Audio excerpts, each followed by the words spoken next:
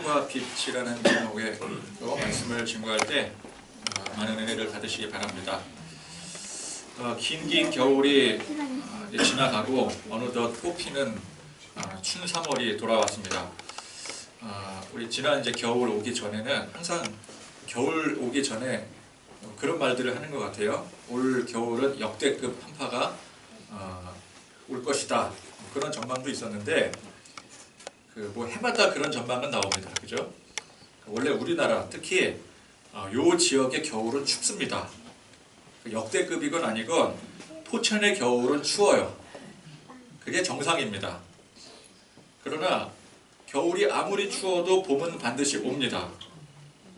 어제까지만 해도 또 갑자기 강풍이 몰아치면서 매서운 또 한파가 또 몰아닥쳤다가 오늘 또 날씨가 좀 이렇게 풀렸지 않겠습니까? 이렇게 날씨가 풀리다가도 또 벼랑간 영하로 뚝 떨어지게 되고 또 폭설이 내리기도 합니다. 간혹가다 4월에도 그런 날이 오기도 하죠. 그러나 그건 잠깐뿐입니다. 반드시 추운 겨울이 물러가고 따뜻한 봄이 옵니다. 우리 인생도 마찬가지지 않겠습니까? 추운 겨울과도 같았던 우리 어떤 고난과 역경의 시간들이 지나가고 반드시 따뜻한 봄이 온다라는 것이죠. 자, 봄이 되면 여러분들은 무슨 생각을 하십니까? 혹시 뭐 봄이 되면은 나는 추울 때는 하지 못했던 어떤 계획이 있다. 뭐 이제 그런 생각들 가질 수 있지 않겠습니까? 움츠렸던 몸과 마음에 이제 기지개를 활짝 펴고 밖으로 나가고 싶은 마음이 좀 들죠. 그죠? 겨울에는 이제 아무래도 나가기보다는 집에 웅크리고 있는 그런 경향이 있다면 이제 꽃도 피고 또 우리 마음도 녹아내리고 그러면 나가고 싶은 마음이 듭니다. 그럼 또 무슨 생각이 들까요? 그동안 겨울 내에 하지 못했던 운동을 좀 해야 되겠다. 뭐 그런 생각 들죠? 운동해야 되겠다. 그래서 이제 뭐 반월산이라든지 왕방산 등산도 좀 하고 또 여기 밑에 하천길도 이렇게 잘 되어 있지 않겠습니까?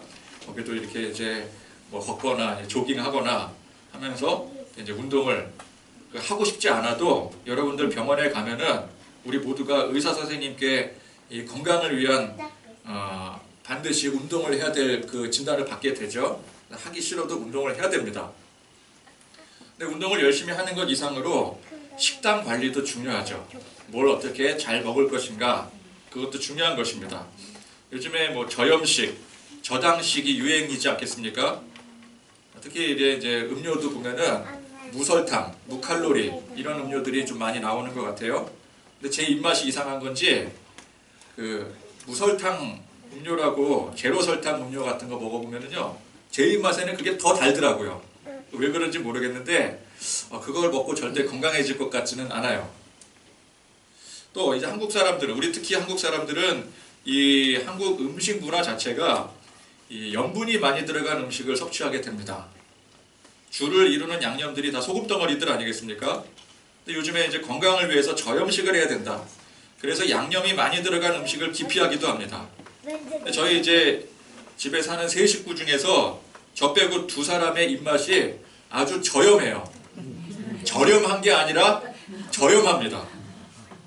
저도 어쩔 수 없이 10년이 넘게 그 입맛에 길들여지다 보니까 이게 이제 다른 가정이나 또 교회 오거나 혹은 식당 음식이 이제는 짜게 느껴지기보다는 그 맛이 그리워요.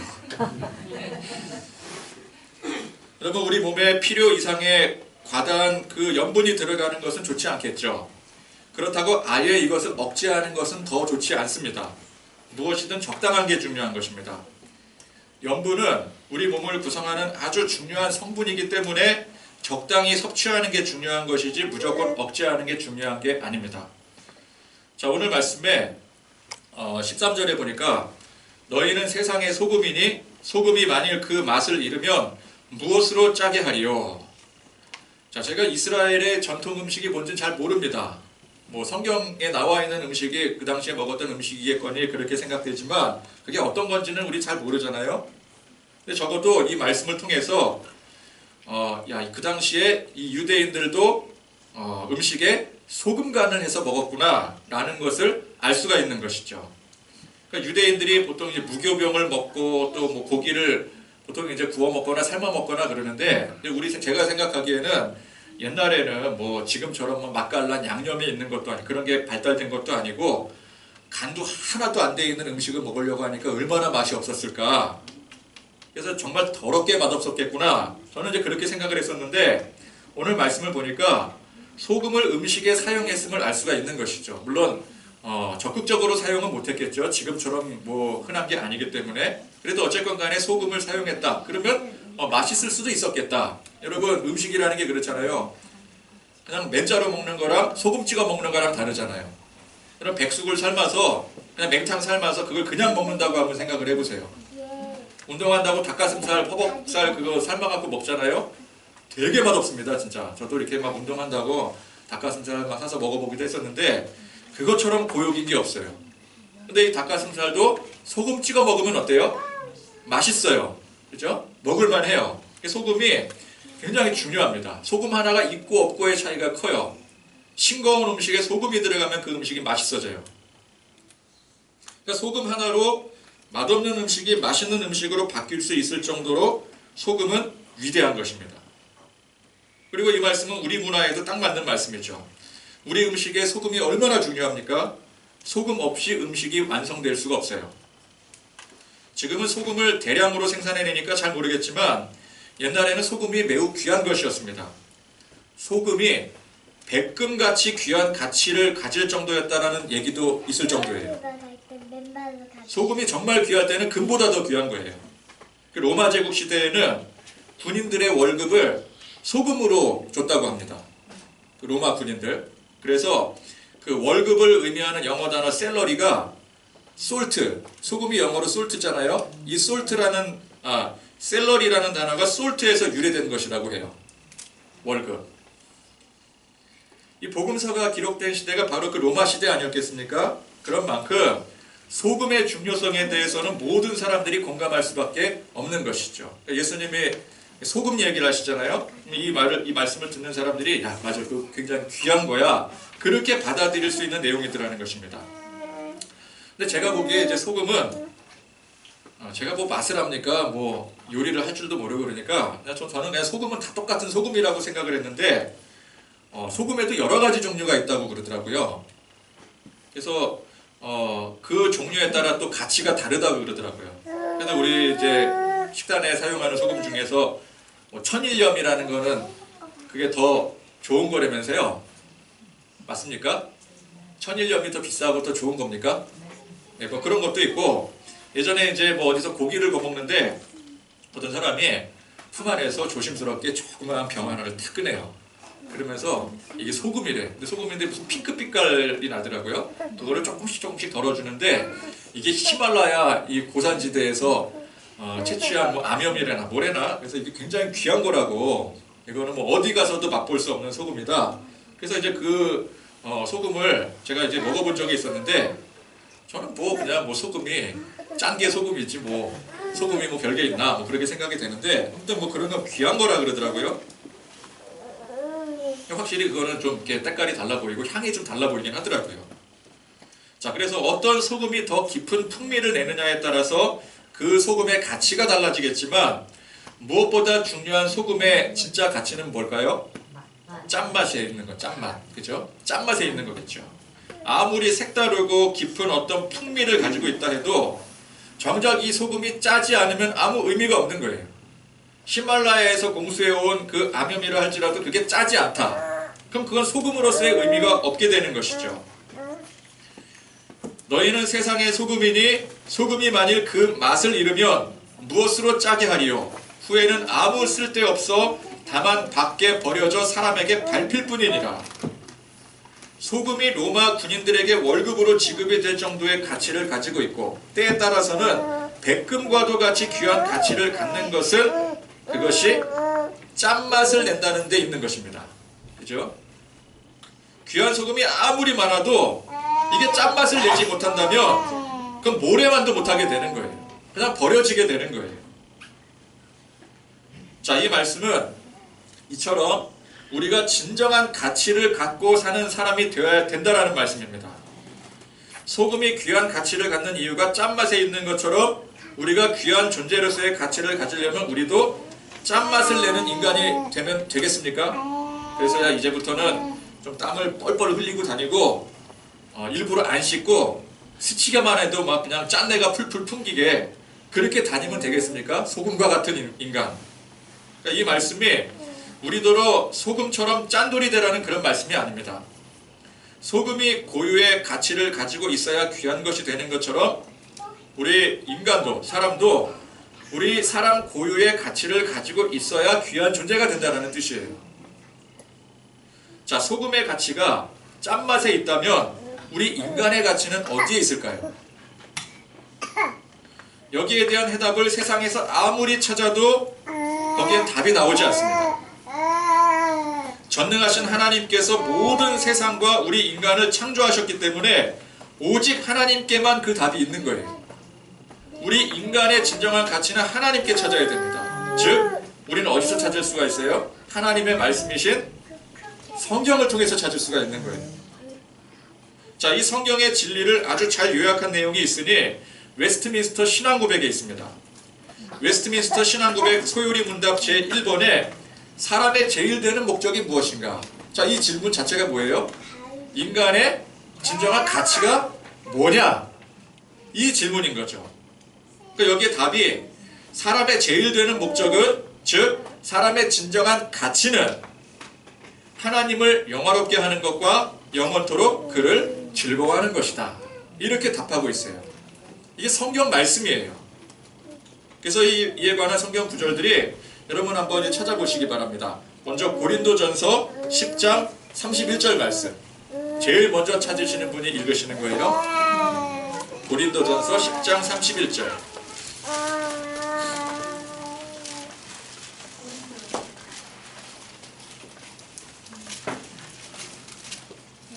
그러니까 먹든지 마시든지 무엇을 하든지 다 하나님의 영광을 위하여 하라. 아멘. 자, 먹든지 마시든지 무엇을 하든지 자, 누구의 영광을 위해서? 하나님의 영광을 위하여. 자, 또 로마서 11장 36절. 로마서 11장 36절 말씀.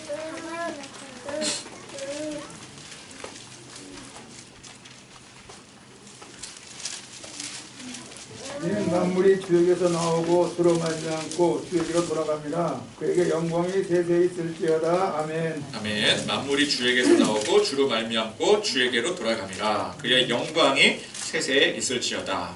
자, 마지막으로 시편 73편 24절에서 26절 말씀을 다 같이 읽겠습니다. 시편 73편 24절에서 26절.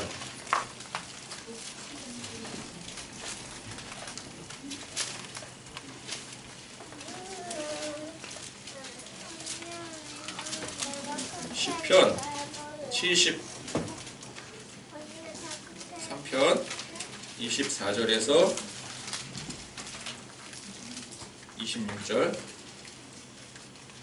예, 다 같이 읽겠습니다. 주의 영으로 나를 인도하시고 그의 영광으로 나를 영으로 다스리니 그것은 주의 영광 내게 있으리요 말씀을 주밖에 내가 삼아하리 없나이다. 내 육체가 망하지 않으나 하나님은 내 마음을 것이시요 영원한 님이시다. 아멘.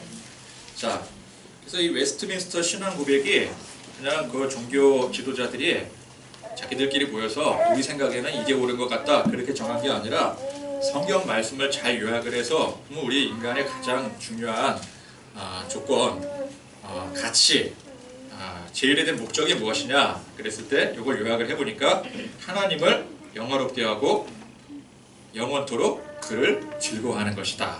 그렇게 요약을 한 거예요. 그러니까 이것이 마치 소금이 짠맛을 내는 것이 그것이 소금이 진정한 가치를 갖는 것이라고 한다면 우리 인간이 진정한 가치를 갖는 것은 하나님을 영화롭게 하는 것과 영원토록 그를 즐거워하는 것이다. 그렇게 말씀드릴 수 있는 것입니다. 그러니까 성경에서 말씀하고 있는 인간의 제일의 목적이 곧 인간 고유의 가치인 것이죠. 하나님을 믿고 그분을 영화롭게 하고 그로 인해서 기뻐하고 즐거워하는 것. 그렇게 믿고 사는 사람이 인간으로서의 진정한 가치를 지닌 삶이 되는 것입니다. 세상의 소금과 같은 귀한 존재가 되는 거예요. 얘가 어디라고? 우리는 세상에 영향력을 행사하는 사람을 세상 가치 기준으로 고르게 됩니다. 돈 많은 사람이 그 많은 돈을 이 사회를 위해서 열심히 환원을 한다면 그처럼 영향력 있는 사람이 또 어디 있겠습니까?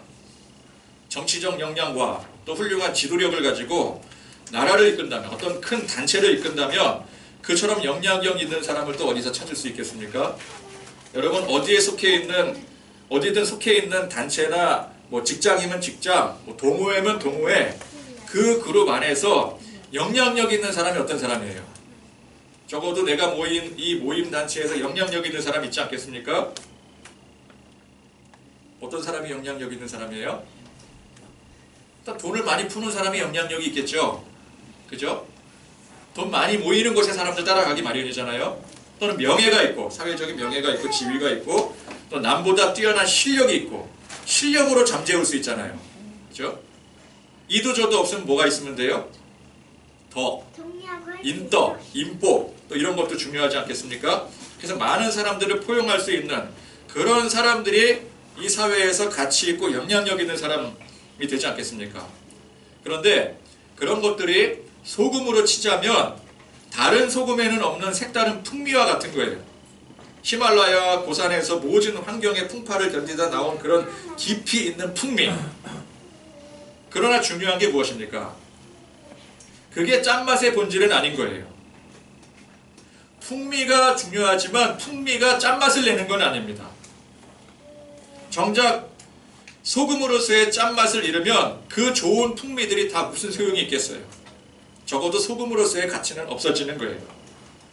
사람들이 인정하고 환호할 만한, 높임받을 만한 그런 매력적인 요소들을 아무리 많이 갖추고 있어도 어떤 사람이 막 자기 돈을 막 주변 사람들에게 막 풀고 막 쓸 줄 알고 넉넉히 쓸 줄 알고 막 인덕이 있고 뭐 능력 있고 실력이 있고 뭐 사회적 지위가 높고 그런 거 아무리 갖추고 있어도 진짜 인간으로서의 진정한 가치, 본분, 즉 하나님을 영화롭게 하고 그로 인하여 기뻐하는 그 본질이 없다면 그 맛을 잃은 소금과도 같은 거예요.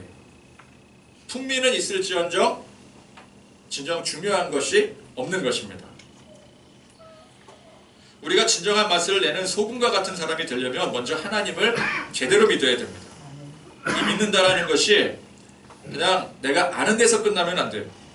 아는 것이 내 안에 참 지식이 되어줘야 됩니다. 하나님을 믿는 믿음이 저와 여러분들의 삶 속에 참 지식이 되어서 그 영향이 나타나줘야 되는 거예요. 그렇게 나타난 영향이 뭐라고요? 하나님을 영화롭게 하는 것과 그를 영원토록 즐거워하는 것입니다. 어떤 사람이 나는 하나님을 믿는다 라고 하면서도 하나님을 영화롭게 하는 일을 등한시해요. 교회는 열심히 나오는데 정작 예배에 관심이 없고 다른 데에 관심이 있습니다. 사람들과 교제하며 또 교제권을 높이는 데 관심이 더 많다든지 노래하고 악기 연주하는 데 더 관심이 많다든지 물론 우리가 주 안에서 모여서 서로 교제하고 또 찬양하며 여러 가지 일들을 열심히 하는 것으로 하나님을 영화롭게 할 수 있습니다. 하나님을 기쁘게 해드릴 수 있어요. 그러나 기본이 무엇입니까? 근본이 뭐예요? 우리가 하나님을 기쁘게 해드리는 것, 하나님께 영광 돌리는 그 기본이 뭐예요? 이게 예배입니다. 예배가 기본이에요. 우리가 하나님을 예배할 줄 알아야 되는 거예요.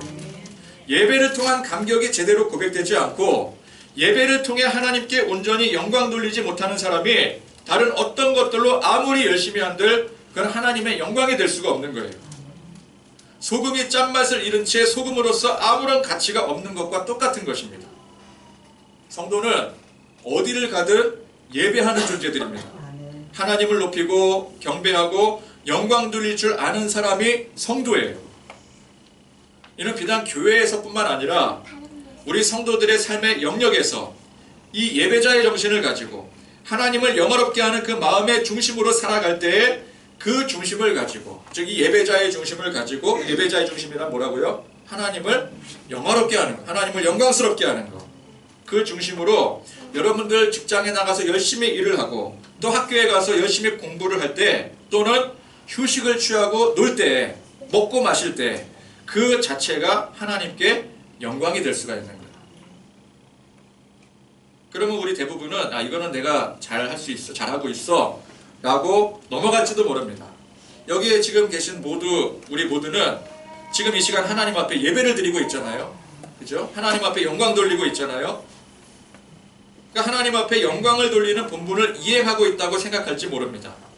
그러나 하나님께 영광을 돌리는 일은 그와 동시에 하나님께 영광이 되지만 우리도 즐거워야 되는 거예요. 우리도 기쁨이 돼야 되는 거예요. 하나님만 기뻐하시면 안 돼요. 우리도 같이 기뻐해야 돼요. 우리도 그 영광을 함께 얻고 누려야 되는 거예요. 하나님은 영광을 받으시니 흡족하신데 우리는 그것 때문에 힘들고 괴롭다면 그거는 영광이 아닌 거죠. 하나님도 기쁘고 우리도 기쁘고 그래야 돼요. 억지로 드리는 영광은 누구나 할 수 있습니다. 그렇죠? 우리가 어느 단체에서건 윗사람 섬길 때, 윗사람 높일 때 억지로 하는 거는 다 하잖아요. 그죠? 그럼 그 사람은 이제 자기를 높여주니까 높임을 받겠죠. 그러나 하는 사람은 어때요? 굉장히 힘든 거예요. 근데 그거는 우리가 사회생활하면은 다 기본으로 갖추고 있는 요소들 아닙니까? 그것도 못하면 사회생활 못하는 거죠.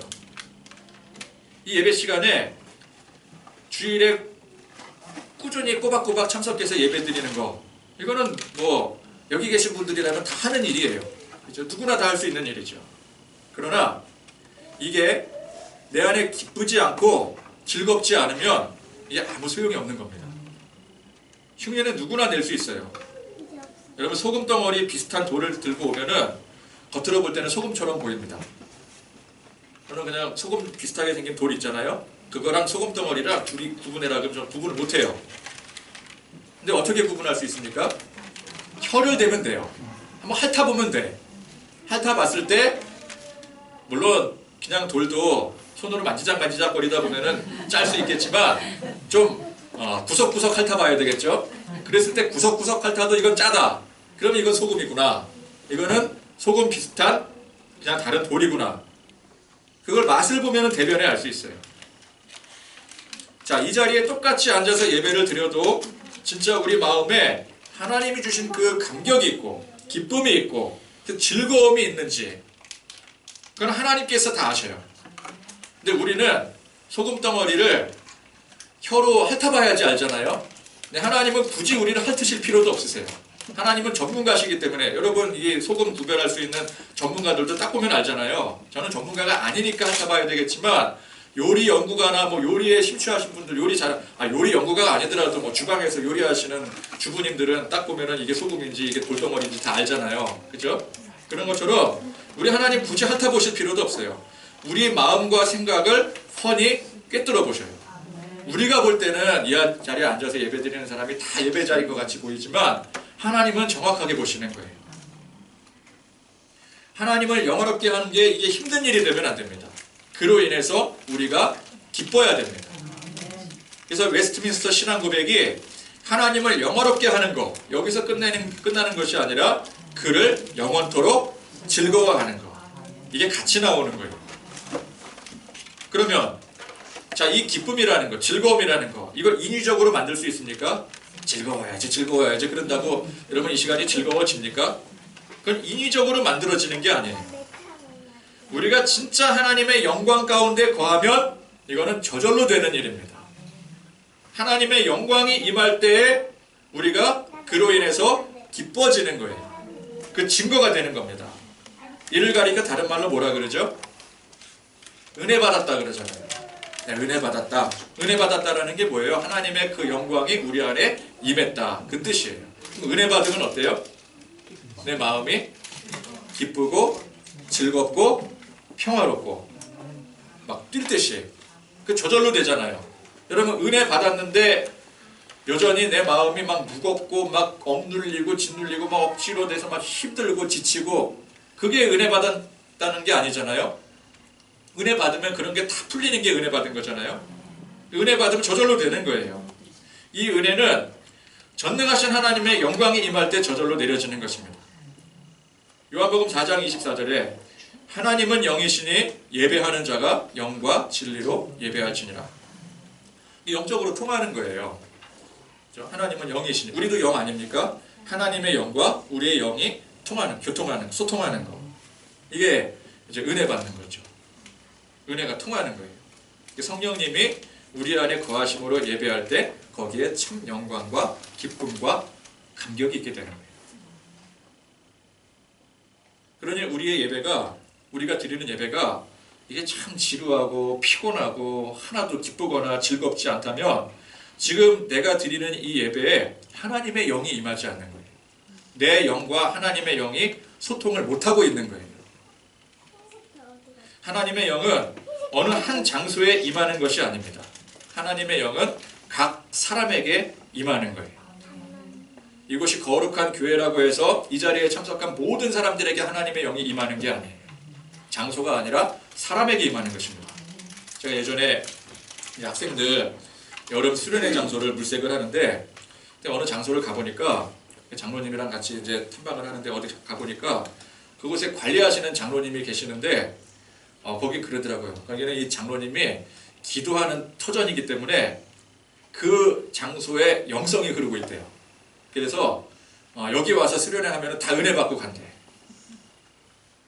그러나 여러분, 세상에 그런 장소는 없습니다. 여기 속지 마세요.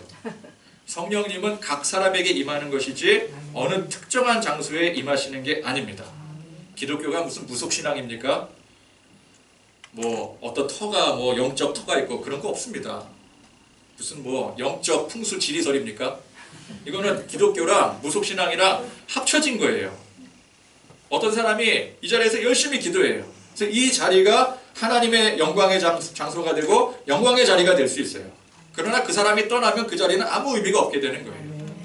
다른 사람이 들어와서 그 사람이 또다시 하나님 앞에 기도하고 영광을 돌릴 때 그 자리가 영광의 자리가 되는 것이지, 어떤 사람이 그곳에 어떤 영성을 심어놨다고 해서 그 자리가 영성의 자리가 되는 게 아니에요. 자리는 아무 의미가 없어요. 장소는 아무 의미가 없는 거예요. 똑같은 장소에서 예배를 드리더라도 어떤 사람은 은혜 받고 어떤 사람은 못 받는 거예요. 똑같이 맷돌을 가다가 한 사람은 들림 받고 한 사람은 그냥 내버려지는 거예요. 성도들이 예배할 때 지금 이 시간에 기쁨과 감격이 없는 것에 대해서, 내가 지금 예배 드리는데 내 안에 기쁨이 없어요. 감격이 없어요. 근데 그런 것에 대해서 별로 중요하지 않게 생각하곤 합니다. 뭐 그럴 수도 있다고 생각을 해요. 내가 어제 너무 피곤했기 때문에 오늘 내가 이러는 거는 어쩔 수가 없는 거야. 내 육체가 뭐 아직 내가 뭐 젊은 것도 아니고 내가 나이가 이렇게 많이 들었는데 내 2박 3일을 내가 밤을 샜어. 그렇기 때문에 오늘 내가 이 자리가 피곤하고 집중하지 못하는 건 어쩔 수 없는 일이야. 그걸 아무렇지도 않고 그럴 수 있다라고 생각하는 경향들이 있어요. 그러나 우리는 이걸 심각하게 생각을 해야 됩니다. 내가 지금 하나님 앞에 예배를 드리는데 내 안에 감격이 없고 감동이 없고 기쁨이 없어요. 그거는 누가 알아요? 나 스스로가 알아요. 하나님이 아시지만 나도 알아요. 내가 예배 드리면서 내가 지금 이 예배에 감격이 있는지 없는지 그걸 내가 압니다. 그렇죠? 그럴 때 내가 이게 없다, 감동이 없다, 그걸 큰일이라고 생각을 하셔요. 이건 정말 큰일이구나. 내가 하나님과 영적으로 소통이 안 되고 있구나. 이거를 큰일, 제일 큰일이라고 생각해야 돼요. 근데 우리는 보통 세상에서 제일 큰일이 뭐예요? 돈 문제, 뭐 사람 문제, 뭐 건강 문제, 건강검진 받았는데 뭐 이렇게 이상한 결과가 나왔다, 덜컥. 그게 제일 문제죠. 그러나 우리의 제일 큰 문제는 영적 문제임을 알아야 돼요. 아멘. 내가 영적으로 지금 이 시간 하나님과 소통하지 못하고 있다. 이게 제일 큰 문제라는 걸 알아야 돼요. 아무리 뭐 돈 문제가 크게 있고 뭐 집 문제 걸려 있고 뭐 인간관계 문제, 뭐 건강 문제 다 걸려 있어도 내가 지금 이 순간 하나님과 영적으로 소통하지 못한다. 이게 제일 큰 문제라는 걸 인식하셔야 돼요. 그래서 우리가 다른 것에 대한 염려는 백해 무익하지만, 성경이 뭐라 그랬어요? 염려한다고 키 앉아 자라게 하겠냐? 세상 일에 대해서 염려하고 근심하는 거 아무 의미가 없는 거예요. 우리 하나님 믿기 때문에. 그러나 이 예배에 대한 감격을 잃은 것에 대한 염려는 이건 반드시 해야 되는 것입니다. 염려라고 무조건 하지 않으면 되는 게 아니에요. 우리 반드시 한 가지 염려를 하고 살아야 되는데, 하나님과 나와의 신앙적인 관계, 이것에 대한 염려는 반드시 하고 살아야 되는 거예요. 그래서 우리가 항상 이 예배를 준비할 때 이 예배가 아무런 감격 없이 그냥 지나가지 않도록 그냥 무의미하게 지나가지 않도록, 그냥 시간만 흘러가지 않도록 철저히 준비하고 무장이 되어야 되는 거예요. 그래서 열심히 준비기도 해야 되는 거예요. 예배 시간 일찍 나와서 그 준비를 해야 되는 겁니다. 오늘 내가 드리는 이 예배가 하나님 앞에 온전히 드려지는 예배가 될 수 있도록 준비를 하셔야 돼요. 혹 예배 시간에 지각을 하더라도 그로 인해서, 내가 지각한 그로 인해서 이 예배의 참 기쁨과 감격과 성령의 임재가 이 방해가 되지 않도록 더 집중을 해야 되는 거예요. 더 집중을 해야 돼요. 우리도 소금과 같이 세상에 맛을 낼 줄 아는 사람이 되어야 되겠다. 그래서 많은 사람들은 세상에서 영향력 있는 사람이 되고자 노력합니다. 교회 안에서도 결국 세상적 기준에 영향력 있는 사람이 되고자 해요. 그러나 진짜 소금과 같은 사람은 우리 하나님 안에서, 주 안에서 진짜 본질을 지킬 줄 아는 사람입니다. 하나님과의 관계가 회복이 되는 사람들이에요. 하나님을 영화롭게 하고 그로 인해 기뻐하고 즐거워하고 감격할 줄 아는 사람이 사실은 소금과도 같은 사람인 것입니다. 그것은 비단 우리 눈에 보여지는 모습으로 완성되는 게 아니에요. 교회에 모인다고 되는 게 아니에요. 장소가 어디든 간에, 교회에 있건 여러분 삶의 현장에 있건 간에 내가 그곳에서도 어느 곳에 있든지 간에 하나님과의 관계가 소통이 되어지고 하나님과 연결이 되어지고, 그럴 때 그 사람은 소금의 진정한 역할을 할 수가 있는 것이죠. 빛도 마찬가지입니다. 빛은 생명과도 같은 것입니다. 아무리 어두운 곳이라도 한 줄기의 빛이 있다면 그 어둠이 물러가게 되는 거예요. 적어도 그 빛이 관장하는 그 영역만큼은 절대 그 안에 어둠이 침범할 수가 없습니다. 여러분, 세상 어둠을 물러가게 하는 진정한 힘이 무엇입니까? 예수 그리스도의 십자가 진리의 복음이죠. 이 복음이 빛이에요. 세상의 빛이에요. 오직 예수님의 십자가 보혈만이 세상 어둠을 물리칠 수가 있습니다. 그럼 우리가 빛된 자녀로서의 사명이 무엇일까요? 이 십자가의 빛을 들고, 우리 복음의 빛을 들고 이 어두운 세상을 밝혀나가는 거예요. 그것은 우리의 행실로 이루는 게 아닙니다. 세상적인 능력으로 만들어가는 게 아니에요. 오직 주님의 십자가의 복음, 진리의 말씀으로 만들어가는 것입니다. 자, 그럼 이 빛을 어디에 둔다 그랬어요? 말 아래에 둡니까? 책상 밑에 둡니까? 제대로 밝히려면 등경 위에 두어야 돼요. 높은 곳에 매달수록 그 빛이 더 멀리 확장해 나갈 수 있는 것입니다. 그러니까 감추지 말라는 얘기죠.